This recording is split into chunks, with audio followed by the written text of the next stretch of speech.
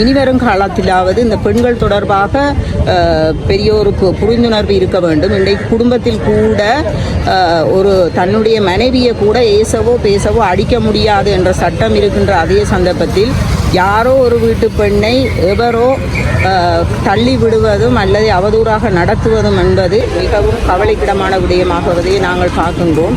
ஏனென்று சொன்னால் இன்றைக்கு நாட்டிலே எங்களுடைய மாவட்டத்திலே எங்களுடைய பெண்கள் அமைப்பு பெண்களது உரிமைகளுக்காக பல்வேறு வேலை திட்டங்களை முன்னெடுத்து வந்தாலும் கூட ஆங்காங்கே பெண்களை நடத்துவது, அவர்களை அவதூறாக நடத்துவது என்றது